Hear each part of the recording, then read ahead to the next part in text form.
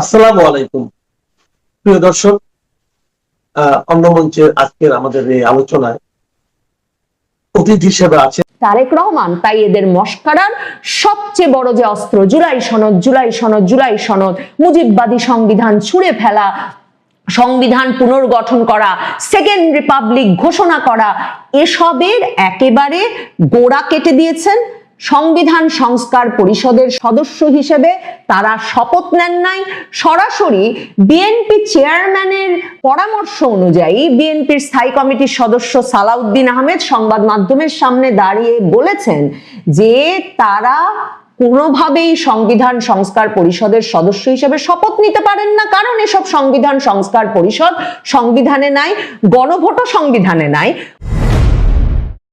তারেক রহমান নিরঙ্কুশ সংখ্যাগরিষ্ঠতা পাওয়ার পর থেকেই প্রথম রাতে বিড়াল মারা কর্মসূচি গ্রহণ করেছেন, সেটা আমি আপনাদেরকে কদিন ধরেই বলছিলাম। কারণ খুব স্বাভাবিক, জামায়াতে ইসলামী এবং জাতীয় নাগরিক পার্টি ইউনূস সরকারের নামে যারা প্রকৃতপক্ষে 2024-এর আগস্ট থেকে বাংলাদেশের ক্ষমতার কেন্দ্রে অবস্থান করছিল, তাদেরকে ক্ষমতা থেকে না সরিয়ে, তাদেরকে ক্ষমতাচ্যুত না করে যে আরামে, স্থিতিশীলতার সাথে শান্তিতে, স্বস্তিতে সরকার পরিচালনা করা যাবে না, সেটা বিএনপি তারেক রহমান এত ভালো বোঝেন যে তারা প্রথম থেকেই এই জামায়াতে ইসলামী এবং জাতীয় নাগরিক পার্টির ওলট পালট দাবি, আবদার এবং তাদের এটা না করলে ওটা করব না, ওটা না করলে এটা করব না, এসবে যে কর্ণপাত করা যাবে না, সে বিষয়টা একদম পরিষ্কার করে দিয়েছেন। 18 মাস ধরে ইউনূস সরকারের নেতৃত্বে আলী রিয়াজ নামের এক ব্যক্তিকে আমেরিকা থেকে উড়িয়ে এনে সবচেয়ে বড় যে মশকরাটা জাতির সঙ্গে করা হয়েছে সেটা হচ্ছে সংবিধান পুনর্লিখনের চেষ্টা, সংবিধানের মৌলিক কাঠামো পরিবর্তন সহ যেমন ইচ্ছে সংবিধানটাকে পরিবর্তনের ব্যবস্থা করা, একটা জুলাই সনদ নামের অদ্ভুত জিনিস প্রসব করা, একটা ঘরে বসে তাদের নির্বাচিত রাজনৈতিক দলের প্রতিনিধিদের এক রকমের একসাথে করে। এবং মনে রাখতে হবে, আলী রিয়াজের ওই জুলাই সনদে কেউ একমত হয় নাই, এমনকি জাতীয় নাগরিক পার্টি গতকালের আগে সেই জুলাই সনদে একমত হয়ে স্বাক্ষর করতে পারে নাই, কিন্তু চাপ প্রয়োগের মাধ্যমে সেই জুলাই সনদ রাজনৈতিক দলগুলোকে গিলতে বাধ্য করা হয়েছে, একরকম এমন একটা পরিস্থিতি ক্রিয়েট করে যে যদি জুলাই সনদ না গেলেন তাহলে কিছুতেই নির্বাচনটা হবে না। কাজেই দাঁত মুখ চেপে, এর কোনো সাংবিধানিক ভিত্তি নাই, বারবার সেটা ওই আলী রিয়াজের দরবারে ঘরের ভেতর পরিষ্কার করে সংবাদ মাধ্যমের সামনে বলে, গণভোটের কোনো সাংবিধানিক ভিত্তি নাই, বারবার সে কথা বলে, কিংবা সংবিধান সংস্কারের একমাত্র দায়িত্ব এবং ক্ষমতা আছে সংসদে, সে কথাও বারবার মনে করিয়ে দাঁত মুখ চেপে বিএনপি ওই জুলাই সনদে স্বাক্ষর করেছিল বটে, ওই আরেক মশকরার অনুষ্ঠানে গিয়ে। কিন্তু বিএনপির মূল অপেক্ষা ছিল জনগণের ম্যান্ডেট নিয়ে, নিরঙ্কুশ সংখ্যাগরিষ্ঠতা নিয়ে একবার ক্ষমতায় এলে কিছুতেই এই মশকরাকে পাত্তা দেওয়া যাবে না। তারেক রহমান সুস্পষ্টভাবে সেই বার্তা দিয়ে শপথ গ্রহণের দিন এমন একটা পরিস্থিতি তৈরি করেছেন যে জামায়াতে ইসলামী জাতীয় নাগরিক পার্টিকে এখন সংসদে ঢুকতে হলে সত্যি তাদের যে দোর্দণ্ড প্রতাপ গত 18 মাসে দেখা গেছে, সেই দোর্দণ্ড প্রতাপ প্রভাব একরকম ভুলে গিয়ে, নরম হয়ে, মাথা নামিয়ে নির্বাচনে তারা পরাজিত হয়েছেন এবং বিরোধী দলে আছেন। কাজেই সরকারে, সংবিধানে কোনো অবদান রাখতে হলে সেটা সংসদের মাধ্যমে রাখতে হবে, মবের মাধ্যমে নয়। সেটা একেবারে ভেতর থেকে উপলব্ধি করে একরকমের মাথা নিচু করে সংসদে ঢোকার ব্যবস্থা করেছেন তারেক রহমান। তারেক রহমানের জন্য এই প্রথম রাতে বিড়াল মারাটা যে কত জরুরি ছিল, একরকম তিনি যেন সেই ম্যান্ডেট নিয়ে সরকারে বসেছেন। কারণ সারা বাংলাদেশ জুড়ে যে মানুষেরা আসলে এই অত্যাচার অনাচারে একেবারে বিপর্যস্ত হয়ে পড়েছিলেন, যারা কিনা কোটা সংস্কার আন্দোলনে তরুণরা সরকারের বিপক্ষে নেমেছেন, সেটা প্রথমে উপলব্ধি করেছেন, তারপর সরকারের আইন শৃঙ্খলা রক্ষা বাহিনীর কঠোর দমনের মুখে তার প্রতিবাদে এই ছাত্রদের পাশে গিয়ে যে সাধারণ মানুষ দাঁড়িয়েছিলেন, তাদের একটা বিরাট অংশ যেমন জানতেন না যে এই সাধারণ সাধারণ ছাত্রদেরকে এবং এই জনশক্তি, এই আন্দোলনের কৌশল সবকিছু পেছন থেকে জামায়াতে ইসলামী এবং ছাত্র শিবির নিয়ন্ত্রণ করেছে।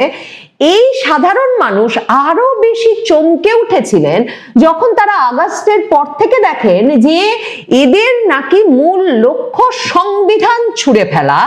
বাংলাদেশ নাকি নতুন করে জন্ম লাভ করেছে 2024-এর 5ই আগস্ট। ইউনূস এই ছাত্রদের দ্বারা ক্ষমতায় বসে বিদেশি সংবাদ মাধ্যমকে গিয়ে বলে এলেন যে রিসেট বাটনে বাংলাদেশ চাপ দিয়েছে, কাজেই খুব স্বাভাবিক যে বাংলাদেশে বঙ্গবন্ধুর বাড়ি ভাঙা হবে, মুক্তিযোদ্ধাদের ভাস্কর্য ভাঙা হবে, কারণ মনে রাখতে হবে 2024-এর আগস্টে ছাত্র জনতা প্রাণ দিয়েছে, কাজেই রিসেট বাটনে চাপ পড়েছে, নতুন বাংলাদেশ গঠিত হয়েছে। এরপর যে অত্যাচার অনাচার শেষ পর্যন্ত ভাঙচুর, অগ্নিসংযোগ, গণপিটুনি দিয়ে মারা মানুষকে, সেগুলোকে যেমন একরকম ন্যায় এবং নীতিতে পরিণত করলো, সরকারের সর্বোচ্চ ব্যক্তি থেকে তার প্রেস সচিব সকলে বললেন এগুলো হচ্ছে প্রেসার গ্রুপ, ক্ষোভের বহিঃপ্রকাশ, তখন তার চেয়েও ক্রমাগতভাবে সে অত্যাচার বাড়লো।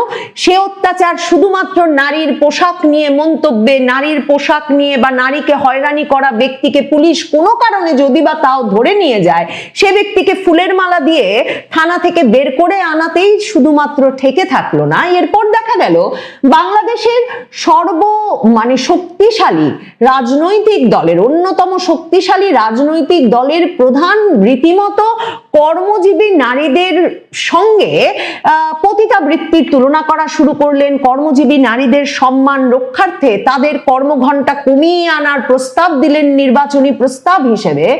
এবং এর মধ্যে তো মব ওই পর্যায়ে গেল যে লাশ মাজার থেকে তুলে এনে পীরের লাশ রাজপথে পোড়ানো হচ্ছে, হিন্দু ব্যক্তিকে পিটিয়ে মেরে গাছে আধামরা অবস্থায় ঝুলিয়ে পুড়িয়ে মেরে ফেলা হচ্ছে। এসব মিলিয়ে মানুষ একেবারে ক্লান্ত, বিপর্যস্ত, বিধ্বস্ত হয়ে পড়েছিল। এবং তারেক রহমান বা বিএনপির যে নিরঙ্কুশ সংখ্যাগরিষ্ঠতা, তার মধ্যে সবচেয়ে বড় ম্যান্ডেট হিসেবে মনে করা হচ্ছিল যে তারেক রহমানের কাছে স্থিতিশীলতা আনার প্রত্যাশা, তারেক রহমানের কাছে ওই বাড়াবাড়ি, ওই যে অত্যাচার অনাচার মববাজি, তাতে একটা কমপ্লিট ফুল স্টপ, মানে সরাসরি তিনি একটা বাটন প্রেস করে এই অত্যাচার অনাচার মববাজি বন্ধ করবেন, সেটার একটা সুস্পষ্ট ইঙ্গিত আসবে তার কাছ থেকে, নতুন প্রধানমন্ত্রীর কাছ থেকে। সেই প্রত্যাশায় সারা বাংলাদেশে তারেক রহমানকে এই নিরঙ্কুশ সংখ্যাগরিষ্ঠতা ভোটাররা এনে দিলেন, সেটা নির্বাচন পর্যবেক্ষকরা মনে করছিলেন। এবং তারেক রহমান সম্ভবত বুঝেছিলেন একদিকে ম্যান্ডেটটা কিসের, আরেক দিকে যেটা বললাম, ক্ষমতায় থাকতে হলে, সরকার পরিচালনা করতে হলে প্রথম রাতে বিড়াল মারা ছাড়া এই বাড়াবাড়ির অবসানের কোনো উপায় নাই। কারণ এমনিতে কি করে বাড়াবাড়ি অবসান করা যেত বলুন তো? যদি অনেক ক্ষেত্রেই মনে করা হয় সেনাবাহিনী যদি টহলে থাকে, সেনাবাহিনী নামিয়ে যদি যৌথ বাহিনীর অভিযান চালিয়ে, মনে রাখতে হবে গত 18 মাস ধরে বাংলাদেশে যৌথ বাহিনী রাস্তায়, যৌথ বাহিনী অভিযান চালিয়েছে, সেনাবাহিনী নাকি আপনার আমার জানমালের নিয়ন্ত্রণ নিয়েছে। এমন বেকায়দা অবস্থায় তারেক রহমান দায়িত্ব নিচ্ছেন যখন কিনা এই সেনাবাহিনী ওষুধ, যৌথ বাহিনীর অভিযান ওষুধ কিচ্ছু কাজ করবে না। কারণ এমন অত্যাচারী অনাচারীরা ইউনূস সরকারের নামে এই কমাস ধরে ক্ষমতার কেন্দ্রে ছিল। তারেক রহমান তাই এদের মস্কারার সবচেয়ে বড় যে অস্ত্র, জুলাই সনদ, জুলাই সনদ, জুলাই সনদ, মুজিববাদী সংবিধান ছুঁড়ে ফেলা, সংবিধান পুনর্গঠন করা, সেকেন্ড রিপাবলিক ঘোষণা করা, এসবের একেবারে গোড়া কেটে দিয়েছেন। সংবিধান সংস্কার পরিষদের সদস্য হিসেবে তারা শপথ নেন নাই, সরাসরি বিএনপি চেয়ারম্যানের পরামর্শ অনুযায়ী বিএনপির স্থায়ী কমিটির সদস্য সালাউদ্দিন আহমেদ সংবাদ মাধ্যমের সামনে দাঁড়িয়ে বলেছেন যে তারা কোনোভাবেই সংবিধান সংস্কার পরিষদের সদস্য হিসেবে শপথ নিতে পারেন না, কারণ এসব সংবিধান সংস্কার পরিষদ সংবিধানে নাই, গণভোটও সংবিধানে নাই। কোনোদিন যদি সংবিধান সংস্কার পরিষদ ঢোকে সংবিধানে, তাহলে তারা এ বিষয়ে শপথ নেওয়ার কথা ভাববেন। জামায়াতে ইসলামী খুব একটা নাটক করার চেষ্টা করেছে শপথের দিন সকালবেলা। তারা সকাল সকাল বলেছে যদি শপথ নিতে হয় দুটোই নেবেন, না হলে একটাও নেবেন না। এমনকি জামায়াতে ইসলামী একটা বিক্ষোভেরও ডাক দিয়েছিল বিকাল 3টার সময়। এরপর এক রকমের লেজ গুটিয়ে বিক্ষোভ তুলে নিয়ে বিক্ষোভ আর করবেন না সে ঘোষণা আবার দিয়ে, এবং শেষ পর্যন্ত গিয়ে তারা দুটো শপথই নিয়েছেন। তারা সংবিধান সংস্কার পরিষদেরও শপথ নিয়েছেন, জাতীয় সংসদের এমপি হিসাবেও শপথ নিয়েছেন। কিন্তু বুঝতেই পারছেন সংখ্যাগরিষ্ঠ দলের অংশগ্রহণ ছাড়া এই সংবিধান সংস্কার পরিষদের সভাও আর কখনো বসা সম্ভব হবে না। কোনো সংসদে বা কোনো সরকারি ব্যবস্থাপনায় কখনো বিএনপি যতক্ষণ ক্ষমতায়, যেই দলটি নিরঙ্কুশ সংখ্যাগরিষ্ঠতা পেয়েছে। জামায়াতে ইসলামী এ নাটক জমাতে পারে না। ইউনূস কিন্তু একদম শেষ দিন পর্যন্ত, শপথের আগের দিন যে ডেকে জাতীয় নাগরিক পার্টির নেতা নাহিদ ইসলামকে দিয়ে অবশেষে জুলাই সনদটা স্বাক্ষর করিয়েছেন, তখনই তিনি জানেন যে বিএনপি আসলে বিএনপি আসলে সংবিধান সংস্কার পরিষদের সদস্য হিসেবে শপথ নেবে না। আপনাদেরকে আমিও বলছিলাম যে এই মরণ ফাঁদে পা দেবে না বিএনপি। তো ইউনূস সেটা বুঝে শেষ মুহূর্তে শপথ নিয়ে একটা গ্যাঞ্জাম লাগিয়ে ফেলতে পারে কিনা, রাজপথে একটা আন্দোলন জমিয়ে ফেলতে পারে কিনা, তার ফলে তাকেই আরো বেশ কিছুদিন ক্ষমতায় থাকতে হয় কিনা, এসব স্বপ্ন নিয়ে তিনি শেষ দিনে নাহিদ ইসলামকে ডেকে জুলাই সনদে স্বাক্ষর করিয়েছেন। এবং এরপরে নাহিদ ইসলামও বলে বসেছেন এমনকি কোন নোট অফ ডিসেন্ট সহ জুলাই সনদের বাস্তবায়ন তারা মানবেন না, জুলাই সনদের পূর্ণাঙ্গ বাস্তবায়ন করতে হবে। আপনারা জানেন 40টির বেশি বিষয়ে যখন জুলাই সনদ স্বাক্ষরও করেছে বিএনপি, তাদের নোট অফ ডিসেন্ট বা আপত্তি ছিল।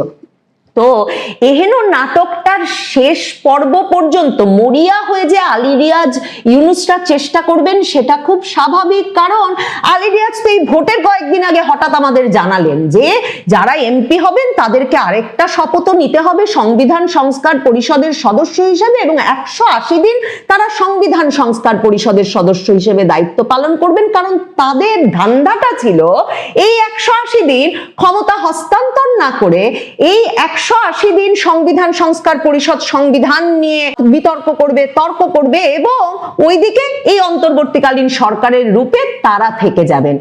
ইউনূস আলী রিয়াজের জন্য এই নাটক আর টেনে নেওয়া সম্ভব হয়নি।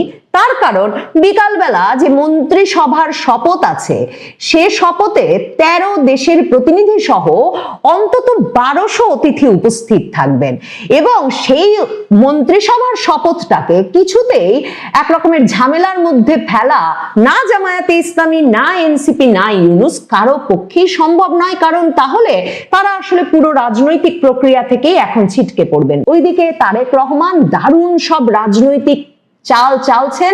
তিনি জামায়াতে ইসলামীর আমিরের সঙ্গে সাক্ষাৎ করে এসেছেন বাড়িতে গিয়ে, জাতীয় নাগরিক পার্টির নেতা নাহিদ ইসলামের বাড়িতে গিয়ে সাক্ষাৎ করে এসেছেন, বুকে জড়িয়ে ধরেছেন নাহিদ সার্জিসকে। শুধু তাই নয়, জামায়াতে ইসলামী রাজপথে নামার চেষ্টা করলে তাদেরকে প্রথমত এক রকমের সামলে দেওয়ার জন্য যাদেরকে প্রয়োজন তারেক রহমান এরই মধ্যে তাদেরকেও তাদের মিত্র হিসেবে ঘোষণা করেছেন। তারেক রহমান জামায়াতে ইসলামীর সঙ্গে শেষ মুহূর্তে নির্বাচনী জোট থেকে বেরিয়ে যাওয়া, যারা কিনা পুরো সময়টা 2025 জুড়ে রাজপথে সভা সমাবেশে একত্রে জনসমাবেশ করেছে, সেই ইসলামী আন্দোলন বাংলাদেশের সঙ্গে গিয়ে তারেক রহমান সাক্ষাৎ করে এসেছেন। তারেক রহমান হেফাজতের আমির, যিনি কিনা বারবার সাবধান করছিলেন, হেফাজতের একটি অংশ জামায়াতে ইসলামীর ঐক্যের সঙ্গে যাওয়ার পরেও মামুনুল হক অংশ, হেফাজতের আমির মুহিবুল্লাহ বাবুনগরী বারবার সাবধান করছিলেন মুনাফিকদের যাতে মুসলমানরা ভোট না দেয়। তারেক রহমান হেফাজতের আমিরকে তার শপথ গ্রহণ অনুষ্ঠানে আমন্ত্রণ জানিয়েছেন। কাজেই তারেক রহমান খুব সামলে কৌশলী সব চাল চালছেন। সে চালে একেবারে বেকায়দায় বিপর্যস্ত জামায়াতে ইসলামী আর এনসিপি। মনে রাখবেন, জামায়াতে ইসলামী আর এনসিপি শক্তিশালী বিরোধী দল হিসেবে, ভোটের হিসাবে, আসনের হিসাবে সংসদে যাচ্ছে বটে, কিন্তু তাদের তো বিরোধী দল হিসেবে রাজনীতি করবার কোনো অভিজ্ঞতা নাই। তারা 2024-এর আগস্ট থেকে ক্ষমতাতেই ছিল। এখন ক্ষমতাচ্যুত হওয়ার পর কেমন রাজনীতি তারা সত্যিকার অর্থে করেন দেখতে হবে। ব্ল্যাকমেইল দিয়ে জামাতের সংসদীয় যাত্রা শুরু। দর্শক, বাংলাদেশের মানুষকে সাধুবাদ জানাতে হয়, আর একবার সাধুবাদ জানাতে হয়। বাংলাদেশের মানুষ নিজ হাতে বাংলাদেশকে বাঁচিয়ে দিয়েছেন মন্দের ভালো বিএনপিকে সিল মেরে ভোটে। আজকে যদি জামাতের সিল মারতেন আপনারা, তাহলে এতক্ষণে বাংলাদেশের কি অবস্থা হতো সেটি কল্পনা করলেও গা শিউরে ওঠে। আজকে প্রথম দিন, আজকে শপথ, সংসদ সদস্যদের শপথ ইতিমধ্যে হয়ে গেছে। জামাত গড়িমসি করছিল। জামাত গড়িমসি করবার কারণ হচ্ছে এই যে সংবিধান সংস্কার কমিশন তথাকথিত। বিএনপি জানিয়ে দিয়েছে সকালেই শপথ নেওয়ার কালে যে আমরা শুধুমাত্র সংসদ সদস্য হিসেবে শপথ নেব, কিন্তু সংবিধান সংস্কার পরিষদের শপথ নেব না, কারণ এটা সংবিধান বহির্ভূত বিষয়। আর তাতেই জামাত প্রথমে ব্ল্যাকমেইল করতে চেয়েছিল বিএনপিকে যে বিএনপি যদি এই শপথ না নেয় তাহলে আমরা সংসদ সদস্য হিসেবেও শপথ নেব না। অবশেষে জামাত ঢোক গিলেছে গুলিয়ে গুলিয়ে যে তারা শপথ নিয়েছে। দীর্ঘ প্রতীক্ষার পর বাংলাদেশে আজ এক ঐতিহাসিক দিন। ঢাকার সংসদ ভবনের দক্ষিণ প্লাজায় উৎসব মুখর পরিবেশে নবনির্বাচিত সংসদ সদস্যদের শপথ অনুষ্ঠান ইতিমধ্যে হয়ে গেছে। বিএনপি শপথ নিয়েছে, জামাত নিয়েছে, স্বতন্ত্র সংসদ সদস্যরা নিয়েছে।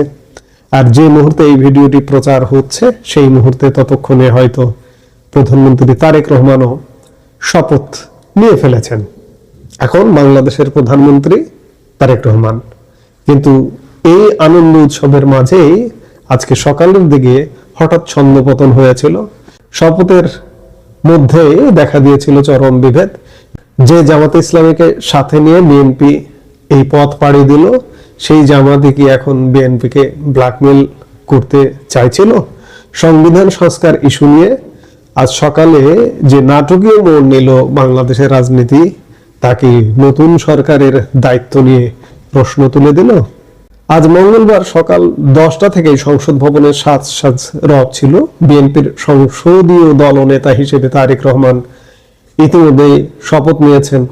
আমি খানিক আগে বললাম প্রধানমন্ত্রী হিসেবে এতক্ষণে শপথ নিয়েছেন, কিন্তু বিপত্তি ঘটালো বেলা বাড়ার সাথে সাথে। দুপুর 12টায় যখন জামাতে ইসলামের নবনির্বাচিত সংসদ সদস্যদের শপথ নেওয়ার কথা ছিল, কিন্তু ঠিক তার আগেই বোমা ফাটিয়েছিলেন জামাতের নায়েবে আমির সৈয়দ আব্দুল্লাহ মোহাম্মদ তাহের। তিনি সাফ জানিয়ে দিয়েছিলেন বিএনপি যদি সংবিধান সংস্কার পরিষদের সদস্য হিসেবে শপথ না নেয় তবে জামাতের কোনো সদস্যই আজ শপথ নেবেন না। জামাতের দাবি খুব স্পষ্ট, জুলাই সনদের ভিত্তিতে যে গণভোট হয়েছে এবং যেখানে 77% মানুষ সংবিধান সংস্কারের পক্ষে রায় দিয়েছে, সেই সংস্কার ছাড়া এই সংসদের কোনো অর্থ নেই। দর্শক, ভেবে দেখুন, যে সরকার এখনো পূর্ণাঙ্গভাবে দায়িত্বই বুঝে পায়নি, তার আগে বিএনপিরই বলা যায় শরিক একসাথে পথ পাড়ি দেওয়া, সেই দলের এই শর্ত কি সরাসরি ব্ল্যাকমেইল নয়? জামাতের এই কড়া অবস্থানের বিপরীতে বিএনপি কি দমে যাওয়ার পাত্র নয়? বিএনপির পক্ষ থেকে সালাউদ্দিন আহমেদ অত্যন্ত কড়া ভাষায় তাদের অবস্থান পরিষ্কার করেছেন। তিনি বলেছেন, আমরা কেউ সংবিধান সংস্কার পরিষদের সদস্য হিসেবে নির্বাচিত হইনি। বিএনপির যুক্তিগুলো লক্ষ্য করুন। বিএনপি বলছে তারা জনগণের ভোটে সংসদ সদস্য হিসেবে নির্বাচিত হয়েছেন, কোনো বিশেষ পরিষদের সদস্য হিসেবে নয়। সংবিধান সংস্কারের জন্য যে গণভোট হয়েছিল তা আয়োজন করেছিল ডক্টর ইউনূসের অন্তর্বর্তী সরকার।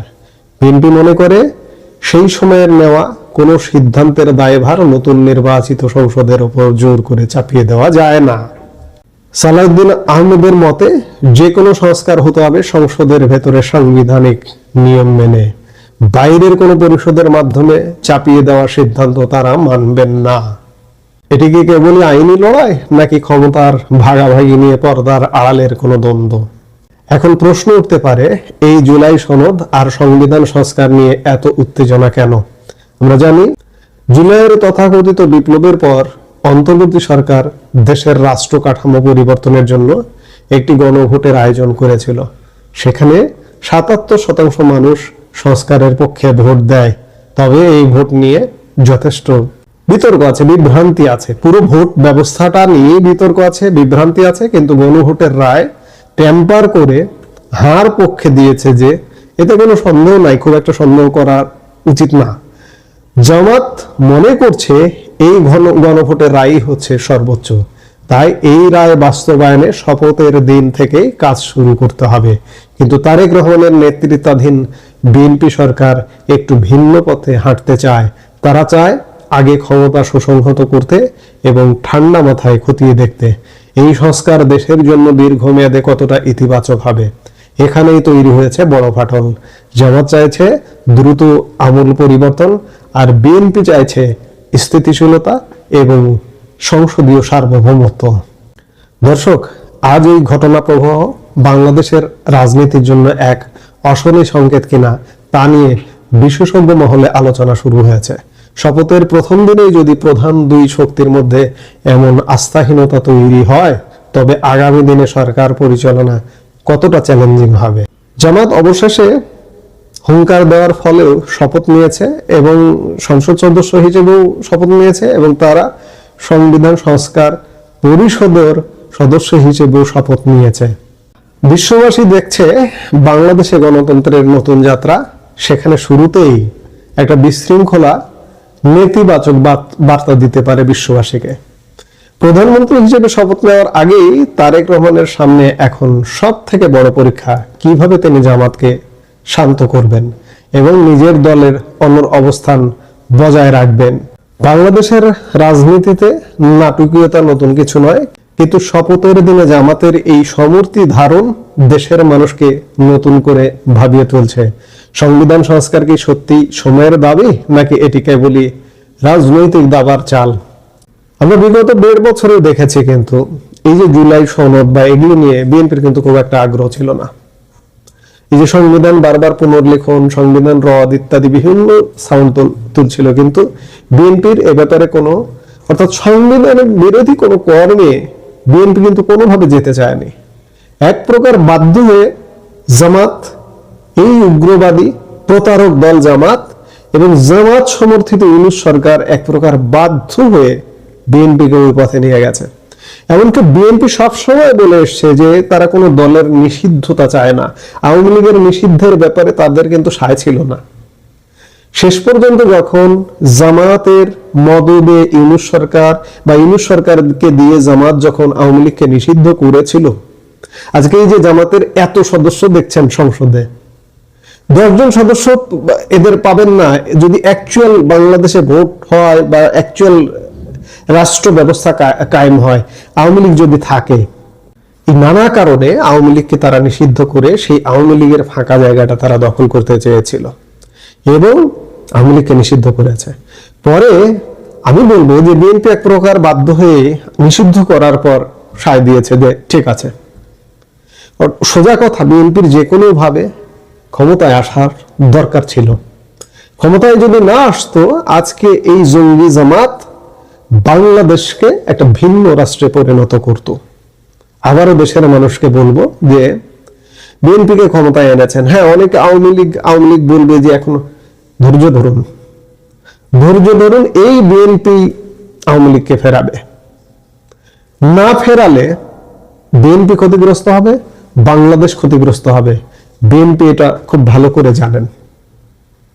আমরা কোনো বাংলাদেশে উগ্রবাদী শক্তি মাথা উঁচু করে দাঁড়াক, এটি কখনোই চাই না।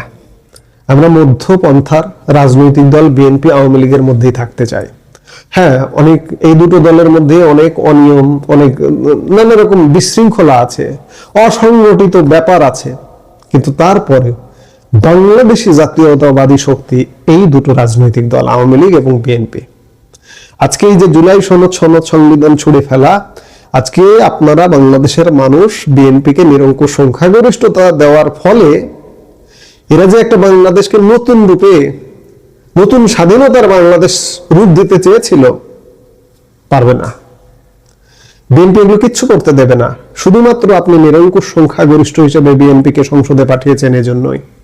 বিএনপি সংবিধানের বাইরে এক চুল হাঁটবে না।